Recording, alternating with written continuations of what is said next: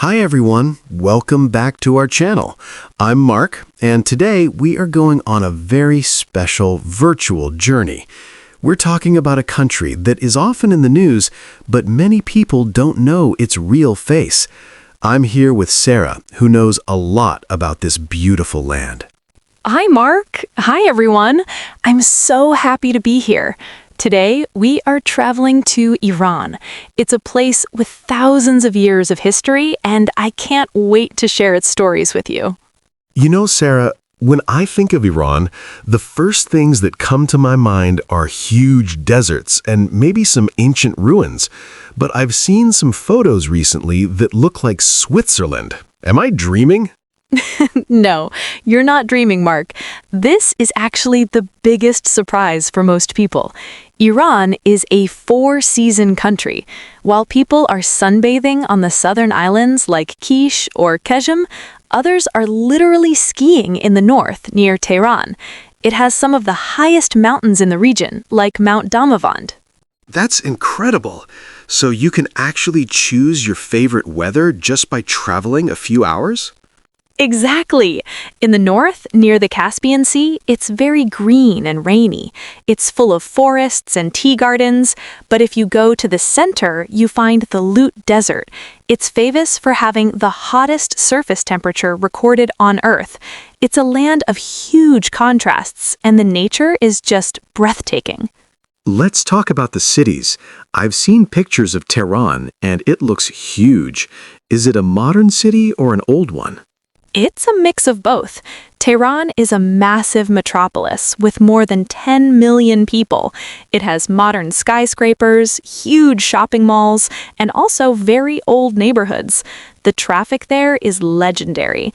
People spend a lot of time in their cars, but they also have a very fast subway system. It's a city that never sleeps. You can find cafes open late at night with young people drinking coffee and talking about art. I also heard that the cities are very crowded and busy. How is daily life there? I know things aren't always easy for the people living there. That's a good point. Daily life in Iran can be a bit of a roller coaster. The people are very hardworking, but they face many challenges. For example, the prices of things go up often, and finding a good job can be difficult for young people.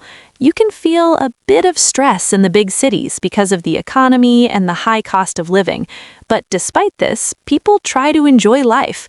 They go to parks, they have picnics every weekend, and they find happiness in small things. I've noticed that in many photos.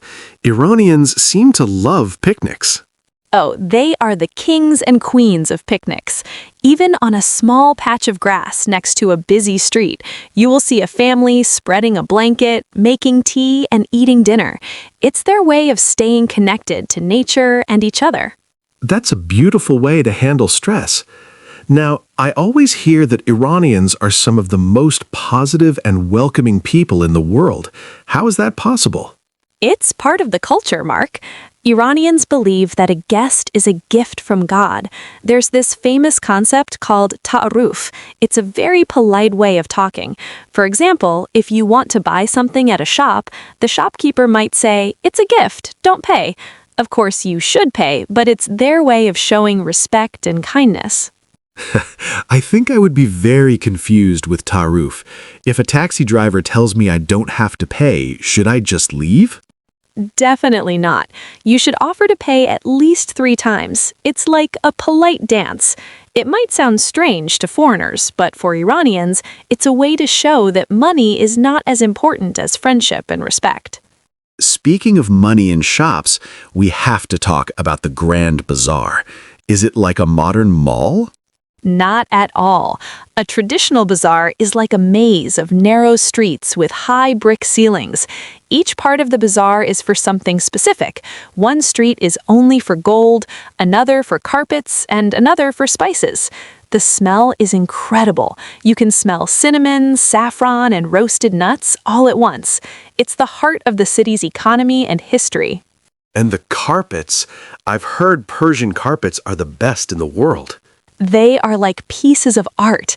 Each city has its own design. Some patterns tell stories about animals, some show beautiful gardens, and some are just geometric shapes. It can take families years to weave just one large carpet by hand. That's why they are so valuable. Okay, let's talk about my favorite topic, food. I'm getting hungry just thinking about it. Oh, you will love Iranian food. If you visit an Iranian home, you will never leave hungry. They usually serve a big plate of saffron rice with every meal. Have you ever tried Ghormeh Sabzi? It's a slow-cooked stew with many green herbs, beans, and dried lime. It takes hours to cook, and the smell is amazing. I haven't tried it yet, but I love kebab. Is that common there too?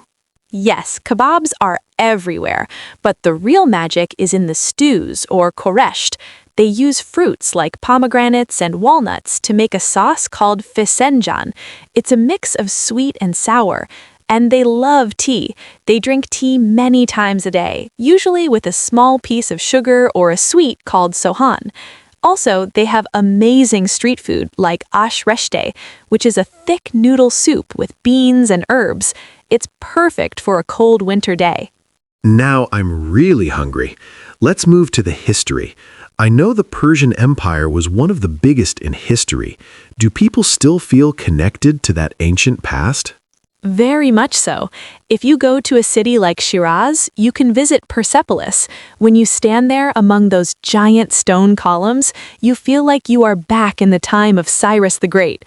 But it's not just about old stones, it's about literature too. Did you know that most Iranians can recite poems by heart? Really? Like poems they learned in school? Yes, but it's deeper than that. People use poetry in their daily conversations. They love poets like Hafiz and Rumi. In fact, many people use the book of Hafiz to look into their future or get advice when they have a problem. It's a very poetic culture. If you go to the tomb of Hafiz in Shiraz, you will see young people sitting there reading his book and crying or smiling. It's very moving. It's interesting how they balance this very old history with modern life. I've seen that many young Iranians are very tech-savvy and love art and cinema. Absolutely. Iran has some of the best filmmakers in the world. They win awards at major festivals like Cannes or the Oscars. The young generation is very educated and artistic. They love photography, graphic design, and modern music. Even though they have many limitations and life is sometimes hard, they find creative ways to express themselves and connect with the world through the internet. What about the architecture? I've seen pictures of mosques with amazing blue tiles. That's Isfahan. They call it half of the world because it's so beautiful. The Naqsh-e-Jahan Square is one of the biggest squares in the world. The blue tiles on the mosques change color depending on the light of the sun.